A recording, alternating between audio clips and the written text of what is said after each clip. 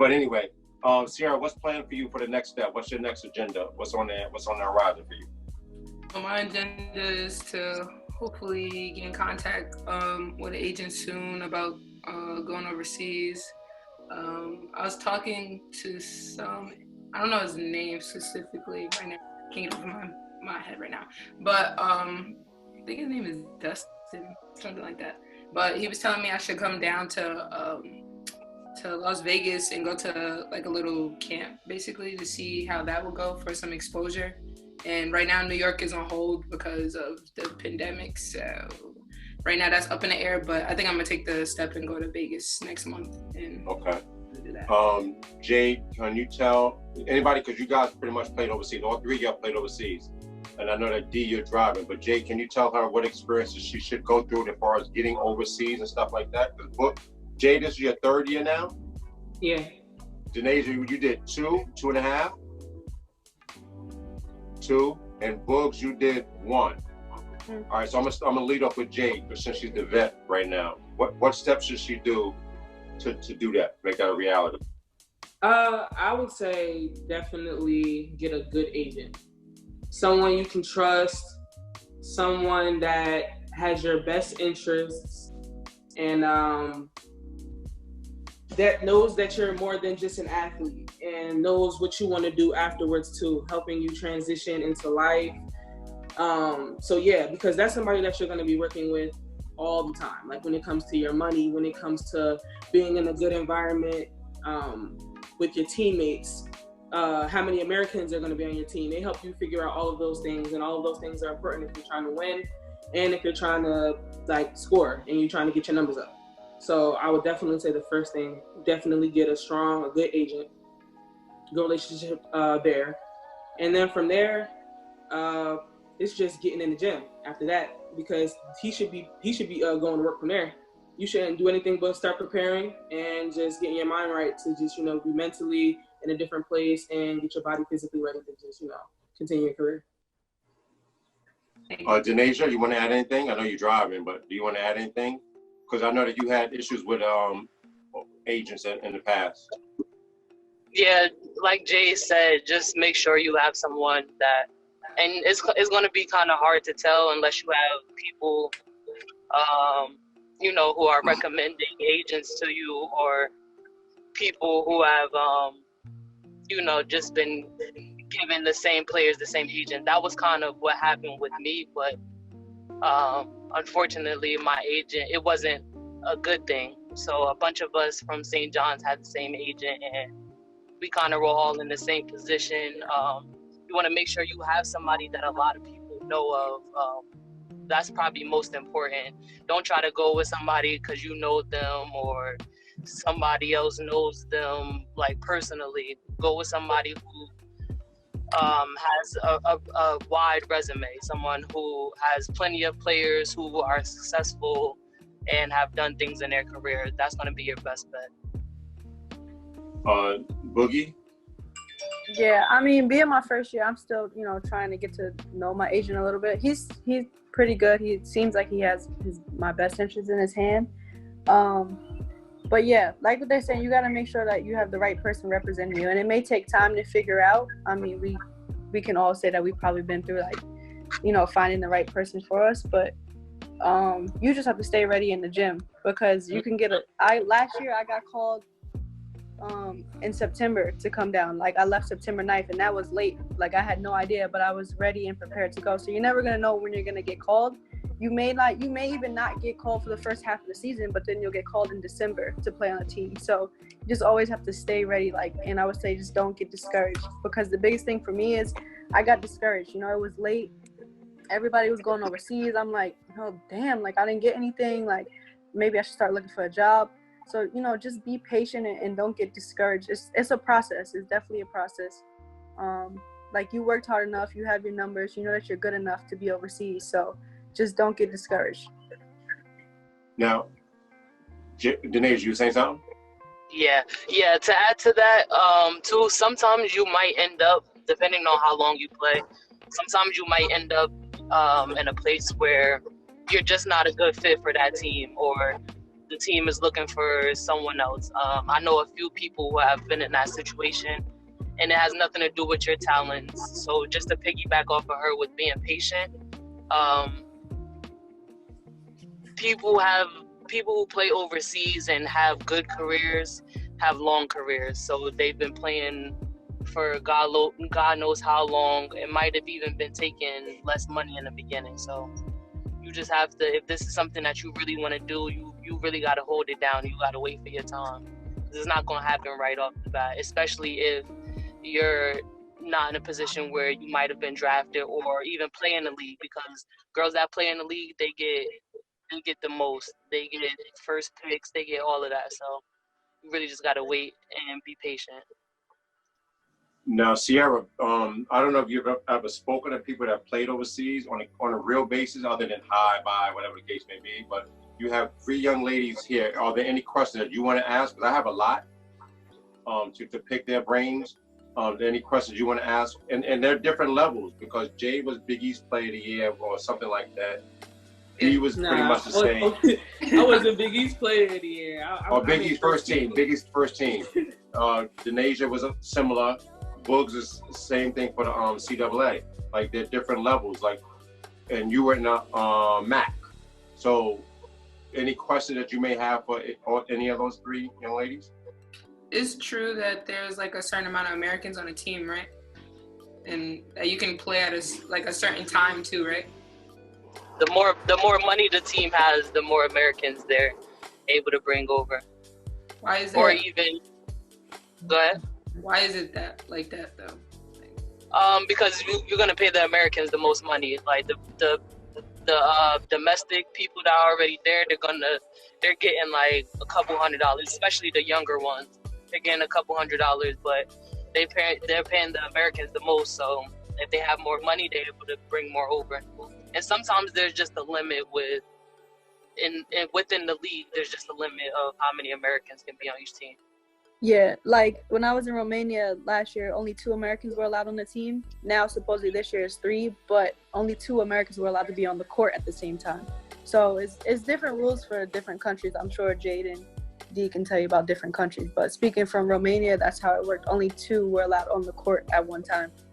Yeah, from my experience, somebody broke it down to me like, you know, when you go over there, you're playing in their country.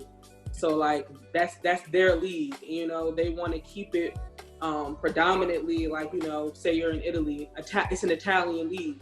So that's why they only try to get like 2 players on the team that's American. Yes, and that's why you have the most responsibility, because you're supposed to, and you get paid the most, because you're supposed to have that talent that takes their Italian team. They need an import that takes them to that next level. That's how it goes. So that's why it's so much stress on the Americans and all of those other things, because they're paying you that money to come and make that team better. Okay.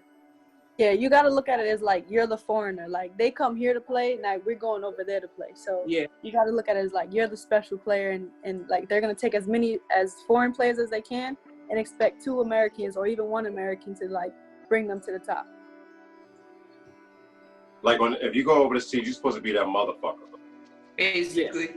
Yeah. Because you're not going to always play on a team. Like there are certain teams out there that have all national team players on their team. Those are usually the top teams in those leagues that have all of the national team players from whatever country they're from, and they usually play on that team. And then they get the 2 imports that are usually probably either WNBA players or someone who was really nice and probably played in the league for a while, somebody older, a veteran, because that'll collectively be a stronger team. You might not have those many national players on your team. You might just have players who were good enough to play professional in that country. So that's why like the drop off from the teams from the beginning of the league, from the top of the league to the bottom, it can be like a real big drop off. That makes sense. Yeah, like, so don't go over there expecting, like, your team about to be nice. Like, I went to Armenia, like, my team, we were not good. Like, we were at the bottom, but, like, they brought me in and another American in, and, like, we helped it out a little bit. But don't go over there thinking, like, oh, I'm about to be on the top team. Like, the foreign girls are so good. Like, nah, you're going to have to work and, like, prove why you're there, kind of. But it's fun, though, because I got so much playing time. Like I was it over there. So you're gonna get a lot of experience. Nah, you really get to do whatever you want. Yeah, you do whatever you like. You do as long as you're scoring and being productive. Like they don't care. You do whatever you want. So get your numbers up your first year over there, and then second year you're gonna get a lot better. Okay, so I know that some of you guys might have started out in smaller countries and then you moved up to the bigger countries. How was that experience if you've done that? I know, Boogie, this wouldn't be you right now because you started out and only had 1 year. D, did you start out in a low country at first and then moved up, or did you just start straight in your main country? No, I actually went straight into a league that had WNBA girls. I think a lot of it had to do with me being drafted. So just having my name on the board, it kind of made it a little bit easier. But nah, right off the bat, I started out with some tough competition. But how about you, Jay? Yeah, I started in Greece. It definitely was a lower competition compared to what I ended up playing in this year. Greece, like I said, like the drop off can be crazy. Like you can play it can be like we had a top team that's actually known around like Europe. They play really good. Like they haven't lost a game in like 3 years. So you can imagine, like 5 years. So you can imagine like they're blowing through teams. Like it's all of the national teams, all the national team players on the Greek team, and then they brought in like 2 really good American imports. So that was the first league, the first 2 years. Second year, I played in Greece again, but I played Euro Cup. So when I played Euro Cup, we ended up playing teams, and we got into a bracket where we were playing teams from Russia, Poland, Turkey. So we went to other countries and played. So I think Euro Cup was way tougher that second year. The competition was up. Every game was intense. Like the crowds actually packed. Because when I was in Greece, no fans even came to our games for us. So it was definitely an experience. So then after coming out of that second year, I started off in France. I think France is the most competitive league I've played in since I've been playing. A lot of WNBA girls. The whole league is full of WNBA girls, and just high level players. I didn't stay on that team. I left that team. So they cut me from that team, that first team. But what I will say is that was an experience. And what I will say is coming out of that, like, it made me just work harder. Like, I realized that, like, in that practice, like, first of all, that was the first time I realized I needed to play defense. So that's number one. We already know that. So, that experience made me realize, like, you really have to play defense. So I really started locking in and, I started locking in on playing defense and, being in the right spots. And it was the little things at that level. It was the little things, like, just little things that you don't normally do that are so important. That shouldn't be things they're asking you to do. It's really just effort things. So then I went to Italy, which is also a good league. And I played in that league. There's some WNBA girls in that league. And it was going good until Corona. So, so now that's how that year ended. So, but yeah, like, as I went up, like, things got more competitive, like, in the different countries. That's just all I've really learned throughout it. Teams, I think on a business standpoint, they've stayed the same. Every team is kind of shiesty. Like, you got to be really careful. Like, you have to look out for yourself. And that's where I go back to having a good agent, because that's the person that's supposed to be handling all of that stuff. Now, when you say handling all that stuff, you're saying, because some people don't get paid on a certain time. Yeah. So that's up to the agent. So I don't know if Sierra knows that, like, there may be times where you may not get a check. Yeah, when I first got there, I didn't get paid for the first 3 months. I didn't get paid.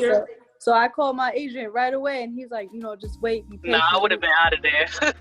But it was my first year. That was like my only team that I had. So like I couldn't really say I'm out and I have anywhere to go, So everybody's situation is different. So you could be in that same situation and be able to get on a different team. But in my situation, I had to thug it out. Jay, that happened to you yet? Yeah, like I think every team I've been on owe me money. And it's just, honestly, I think every team I've been on owe me money. But I really just think that to make sure that all of that is in check, you want to make sure you get everything in writing. Not necessarily contract money, but money that's promised, or it could be contract money. like any of those things. If somebody tells you, oh, if you have a good game, like you get bonuses, you go out there and score 30. You're looking for that bonus in that next check. Where is it? You go, and then you ask about it, and they're like, oh, well, we'll get it to you next week. We'll get it to you here. No, you have to have, if it's anything with money, it needs to be on paper. And even sometimes when it's on paper, I've just seen just so many different people, and you just need to have a good agent. You just need to have somebody good to represent you, because they will really not pay you, and then you'll go home and you'll think, don't ever go home without your money. But yeah, like you'll go home and then you'll be looking for it, and they'll just completely stop contacting you. Some teams really do that, because it's like if somebody out here, if you were owed money, it's a different type of situation. If you want to sue somebody from another country, that process takes a while. Yeah, so it's not gonna happen. Yeah. So how does the agent part, like with you playing one, how does that go with money wise? Like, how do they get their money from you? Okay, so you need to. First of all, you should. Go ahead, D. Go ahead. Dave was going. Okay, I would say you need to get, personally, just focus when you get an agent. Look for somebody who's FIBA certified, licensed agent, and make sure that they have your best interests, and just, that you guys align, that you guys have similar interests, and that you can feel like you can trust that person. That's the type of person that you should be looking to get. The agent is supposed to make sure that they get paid by the team. That's where they're supposed to get paid. You should never pay. Like, if they ask you for money, no. Yeah, they get paid by the team. So they get a percentage and like out of your contract, but it comes from the team. So you shouldn't have to worry about paying an agent. Oh, okay. They work. All right, so let me break this down, and D, you could jump in. So if your contract is $1,000, I'm just choosing numbers, easy numbers. Mm-hmm. They should get whatever the number is, 2%, 3%, whatever. 2% of that comes strictly from the team to them. That's not coming out of your pocket.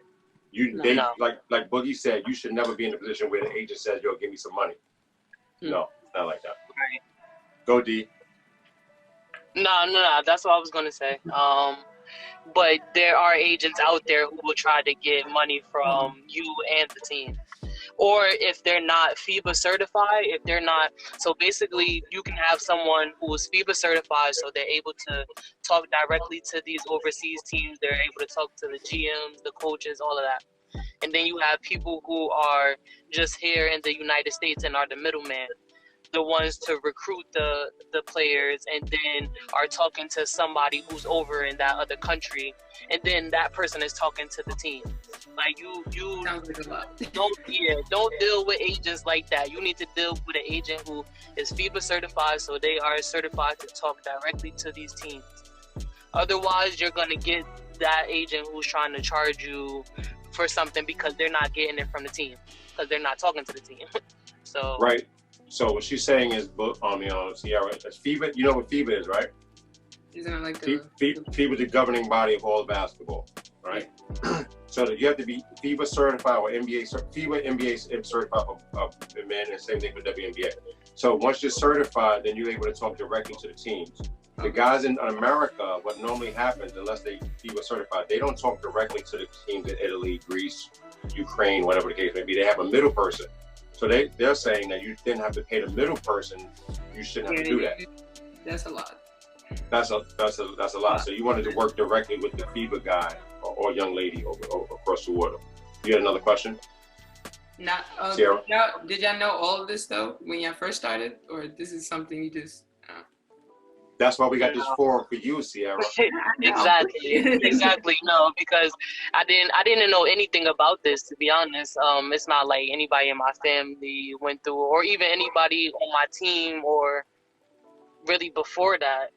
So it was kind of trial and error, and it really just depends on how bad you want it, how much you love it, how much you can take being overseas, because if you don't really love it like that, it's a lot that goes into it, and it's it's a lot of stuff that you're not really aware of, and you don't really have, other than us, which, like you said, Mark, this is a really good platform, because I kind of went into it blindsided. Like, I had my family to help me go through it and everything, but it's tough if you don't know anything about it.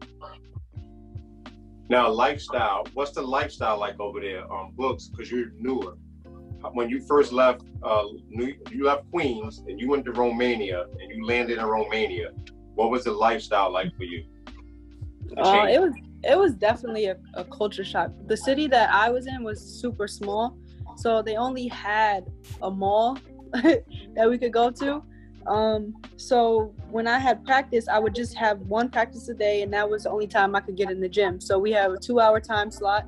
And so once we finished practice, like that was it. It's not like I could have went back to the gym, you know, work on my game. I mean, every country is different, but this is what I experienced. So I couldn't like not be bored, you know? So I had a lot of time to think and sit, you know, miss my family, miss being back home. So the experience was definitely a culture shock, but I wouldn't say like I regret it. Like it was a great experience for me. I met new people. I made connections. Like I learned what not to expect from a club, what to expect from a club. So there's a lot of good and bad things that go into it. Like I said, every experience is different, but I would say like I had a great time overseas. Jade? Well, I would say that you have probably like 2 practices a day. So you'll probably have a practice in the morning and then you'll have like an afternoon practice. The practices in the morning are usually like, like maybe conditioning, or you'll just get some shots up. And then the second practice of the day is your actual practice where you're preparing and doing a lot of other things. Throughout that time, I mean, you really just have the freedom to do whatever you want to do. I mean, some people some people get in extra workouts, which I suggest. Always do extra workouts because those practices might not be as hard as the practices that you're used to in college. Because what I experienced my first year is that I felt like my college practices were harder than the practices we did in our practices. I felt like we weren't even moving around, and then you can find yourself getting out of shape if you just strictly rely on those practices, those 2 practices a day. You might not really get that much work in. Like their work, it depends on where you end up at. But I would suggest getting in some workouts. But other than working out, like you have the freedom to do whatever you really want to do. You can go be a tourist. You can go take pictures. You can go to the beach. If your country has a beach, you know, just go see what's around. Like, you know, I would say just go get out, because if you're going to be there for a while, you got to get accustomed to staying there. So I would say the free time that I had, that I just went out and I explored and I met people and tried to, you know, make it as home as I could. Because if you like close yourself in, you'll be miserable. I experienced that too. The first 4 months I went out there, I stayed in my room every day. I wasn't outside. Anytime that I went outside, it was dark. Like, that's not good. Like, you shouldn't do that. Like, go out there and try new things. So I would say in that free time outside of working out, just, you know. You disappeared. But D, can you speak about the inside your contract? You had room and board, and some people even get cars and stuff like that. Can you talk to Sierra about what to expect in that? Because that's actually big. That should be part of your contract, and your agent should handle it. But what to expect regarding your room, board, transportation, and stuff like that. Yeah, not everyone will receive a car. That's like kind of that's elite.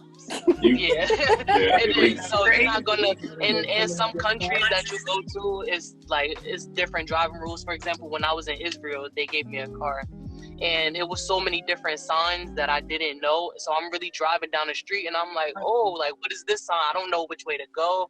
I don't know what to do. So it's not like something you should be like, oh my God, I need a car. Because you can really get, most cities you can probably get around through the train. But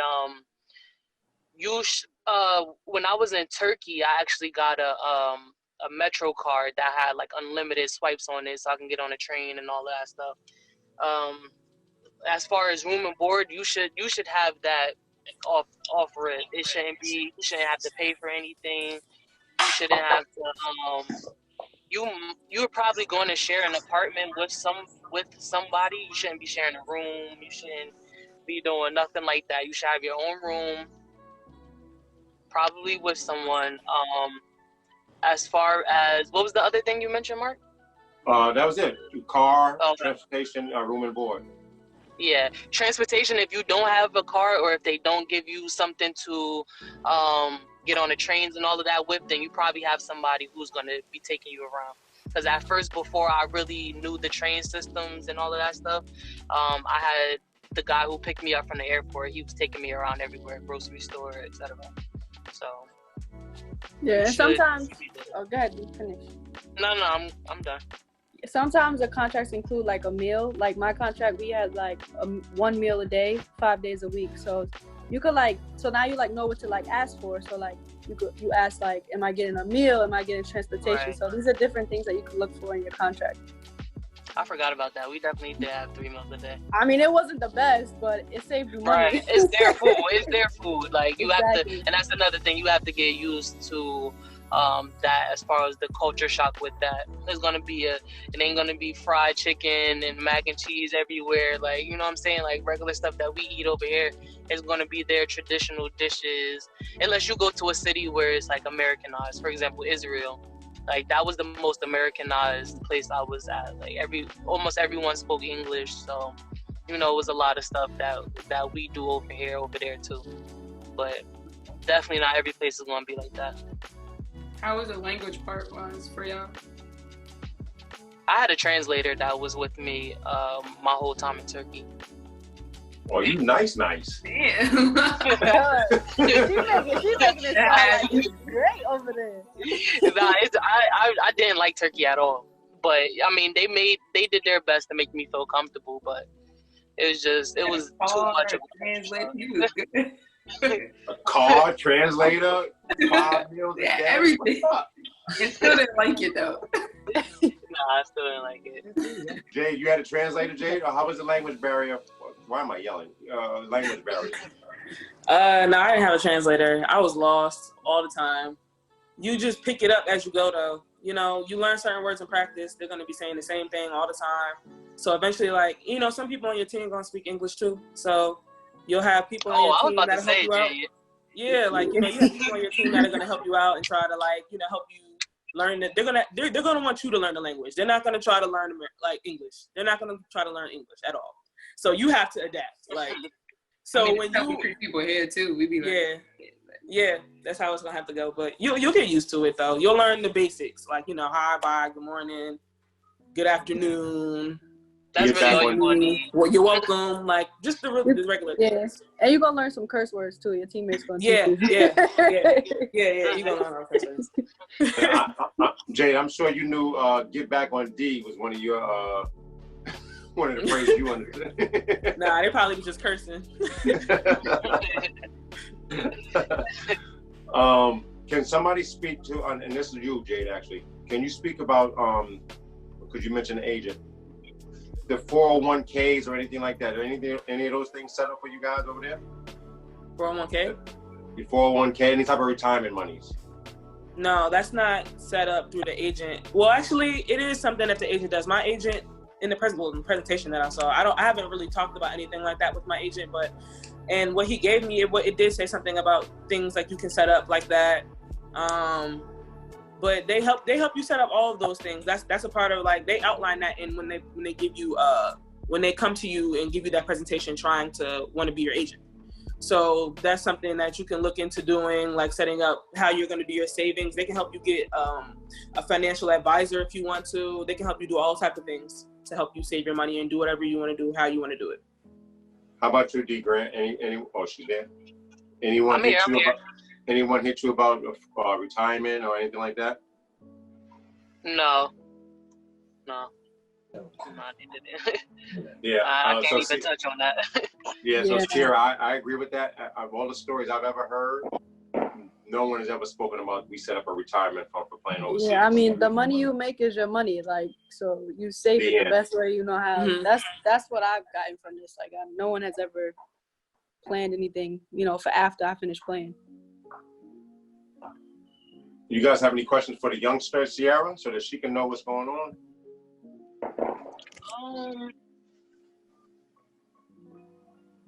I have a question, Sierra. What's your perception of overseas basketball?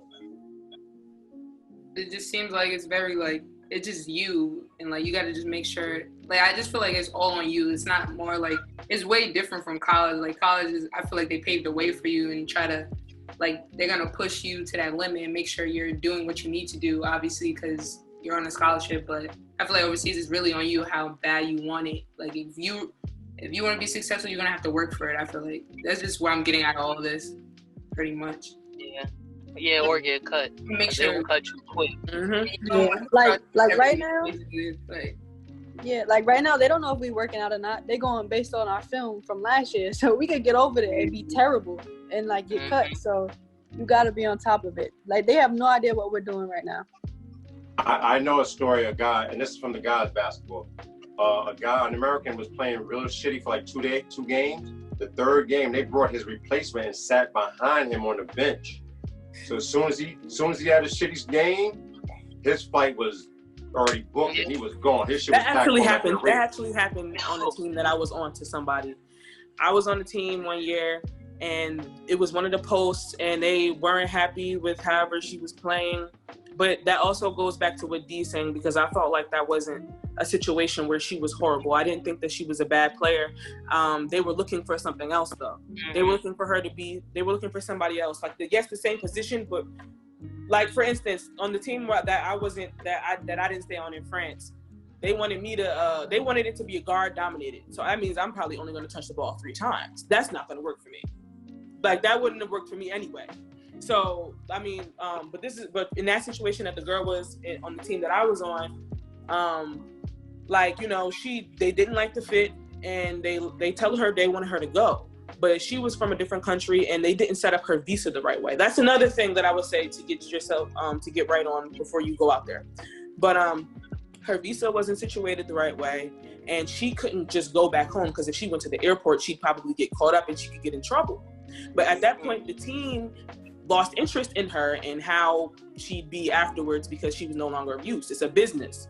They couldn't use her anymore, and they already got another girl from America, an American. She flew in on Thanksgiving, and so this girl didn't know that, and they tricked. The whole thing was a mess. But the girl that was there, she just had to sit there and just watch during our practices. She had to practice at first, and then after a while, they told her she could sit out when the other girl got in, and she got adjusted, and she was watching, and it was just a crazy situation.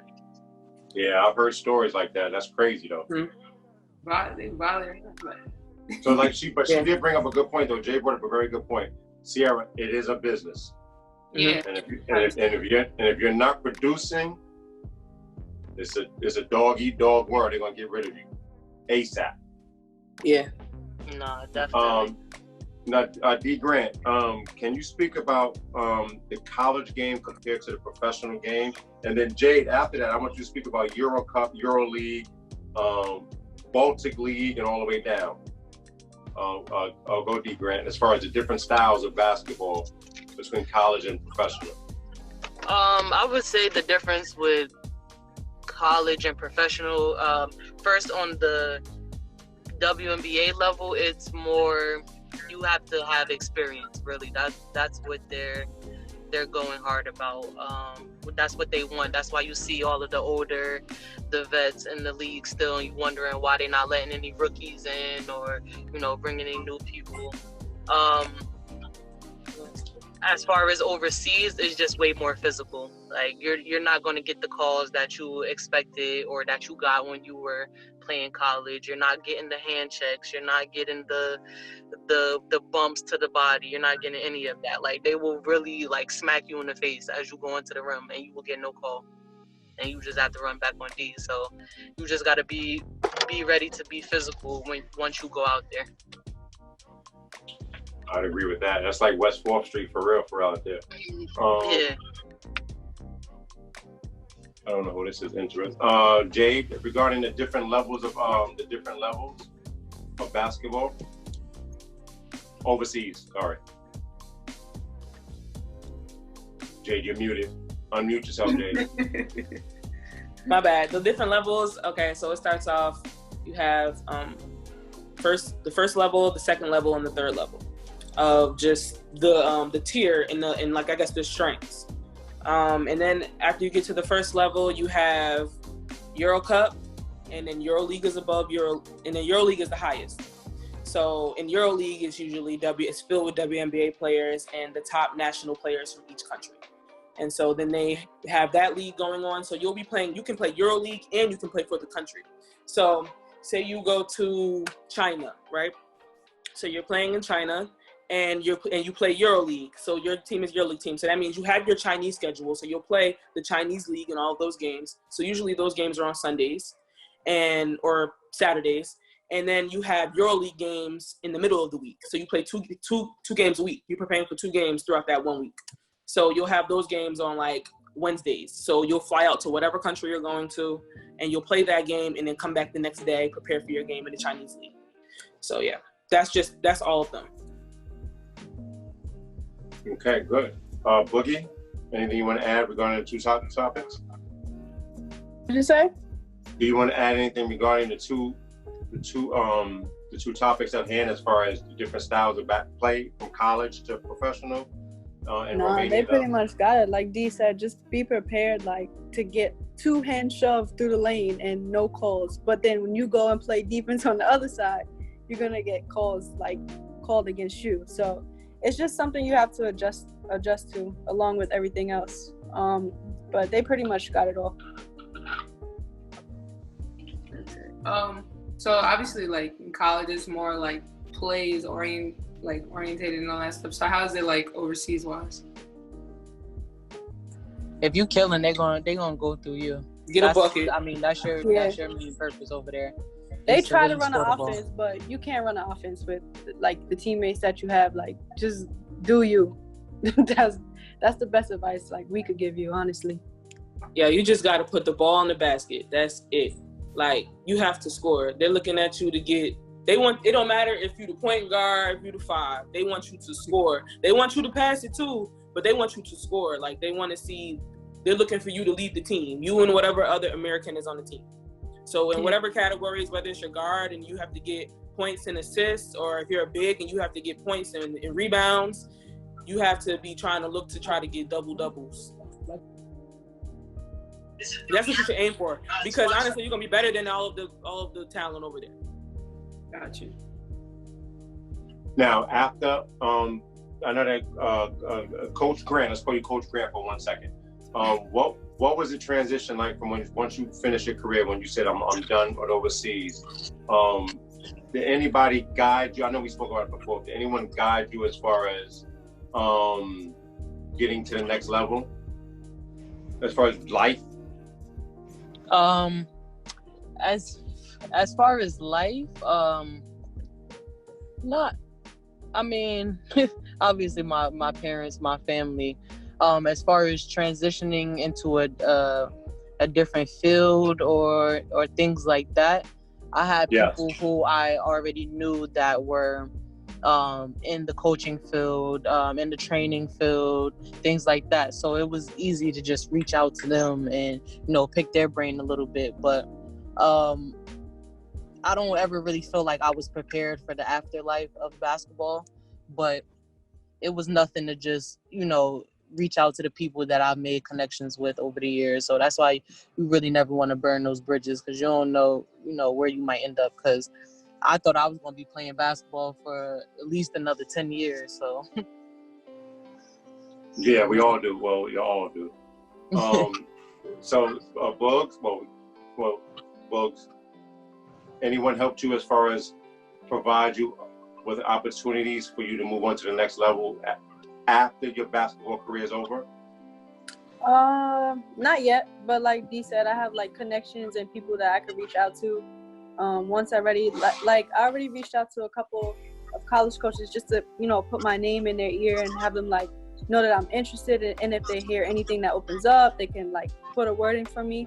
So even if I even like just be clear with them, like, hey, I'm still thinking about playing overseas, but just in case it doesn't happen, I want to do this. So just kind of being like productive and just getting your name out there first, because like Dee said, you never know when your career is going to end. Like, you don't, like, you could get injured, God forbid, or like you could just say, hey, I'm done. So just keep in contact with like coaches that you're comfortable with if you want to go the coaching route, or even just like your friends that you meet in school. So just always keep contact and make connections. Jade? Well, me personally, This year, especially, I've been looking into, like just what else is out there. Just applying the things, seeing what's going to be out there. I mean, the season is going to start again, maybe around like, nobody's really sure, but it's looking like it's not going to start. It's looking like it's not going to start on time, or if it does start on time, you just got to see how stuff plays out. So I just been looking into other things, just applying to different, coaching jobs and like, just, working on other stuff, other things that I feel like will help me like come towards what my end goal is going to be like outside of basketball. So I just been doing those things. But other than that, I've been training because when the season starts, I'm looking at, weighing out options. Is it worth like exactly what we're talking about? Is it worth going back, or should I go see what else is out there? So that's where I'm at right now.